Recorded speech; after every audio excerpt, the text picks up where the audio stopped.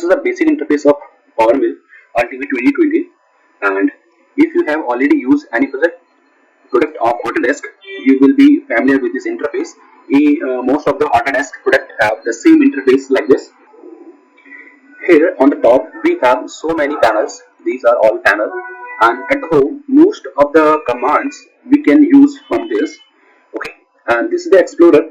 Like any other software, there is a history tree, specification tree. Some Explorer is all the history what you have done in your project, in your part. So all the history, all the commands will add in the history. So here it is Explorer. So all the commands, all the activities what you are going to do will add it here.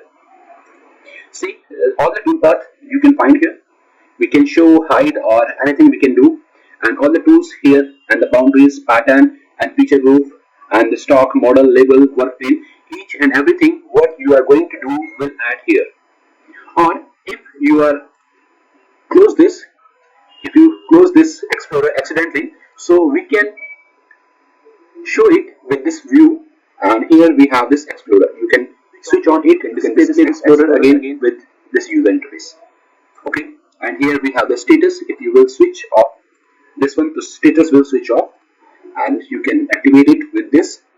And here, see, we have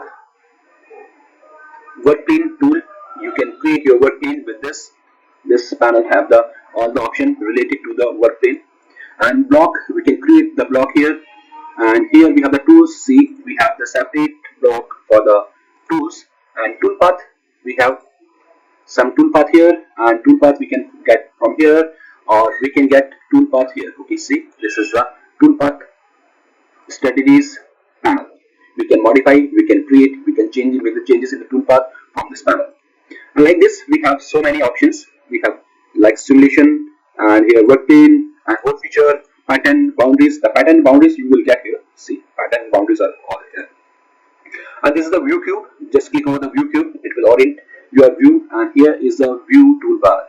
If you want to on off your part display, blank display, we can change it from here, or we can switch to any plane with the help of this. Okay, here we have all the options. Okay, if you are see here, we have some options here. These are the coordinates. So if you will pick your mouse here, so see the status is 0, 0, 0. These are XYZ coordinate.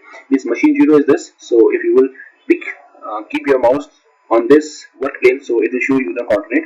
And here we have our unit in mm. If you want to change, we have the option to change it. And for that we have to go to options, and in options, applications options. In application we have unit system. Click here. So we can use metric system or inch system, impedance system. We have the both options here, but we are using already project we are opening. We are already in a project, so now it will not change. Before starting any project, you can change your unit. And here we have the option for tool. See this finishing strategy. So thickness, or the how much material is you are going to left, so that is the thickness.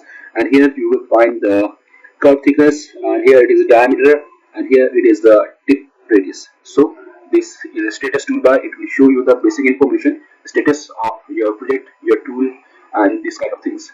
So this is the basic interface. Or we have this button. With the help of this, you can maximize your view, you can hide all the panel.